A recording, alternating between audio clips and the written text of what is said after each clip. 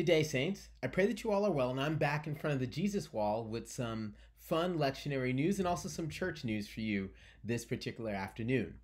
This upcoming Sunday, I'm hoping that some of you, many of you perhaps, will sign up and join us for worship in person. While it will be distanced and different, one really exciting piece is that we'll also be having Holy Communion this Sunday as well. And there are some procedures that we're following in terms of the diocese to make sure that that is safe for everyone. So if you're hungry for some communion, you can get some this Sunday, and that will be fabulous. In the meantime, I wanted to turn your attention to this incredible week of saints that we have. I'm not going to mention everybody, but I'll just mention a few.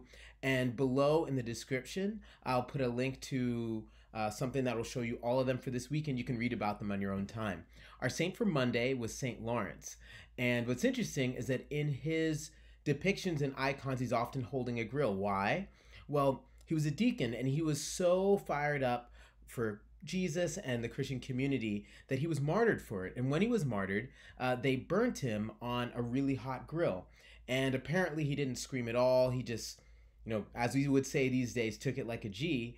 And so much so that at the end of it, he said, well, that side's done. Why don't you turn me over? And so that's St. Lawrence. And yeah, I think that speaks enough for itself.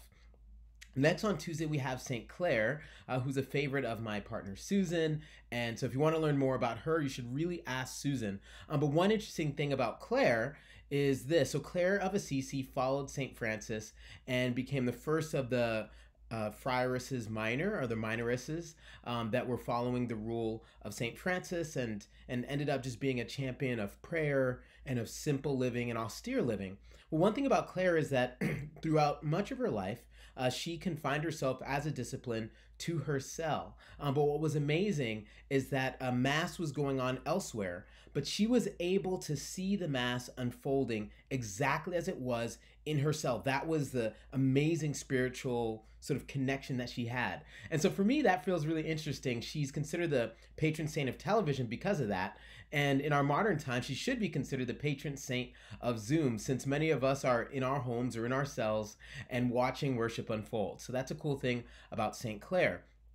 Skipping forward a couple of days, for tomorrow, we have Jonathan Daniels, who was actually a seminarian nearby at what was then Episcopal Theological School, and was participating in the marches on Selma, and ended up giving up his life to save some of his companions. He was with a couple of students of color who were also participating, and when someone threatened them, he jumped in the way and took the bullet and died. And so we celebrate him this Friday. And then Saturday, it's very appropriate, seeing that we are St. Mary's. The church celebrates Mary, or it's one of the days where we celebrate Mary. And so we don't know about that much about Mary, if we're being completely honest. But one thing we do know about her is that when God said, okay, I need you to be the mother of God incarnate in this world, the mother of Jesus, she said yes.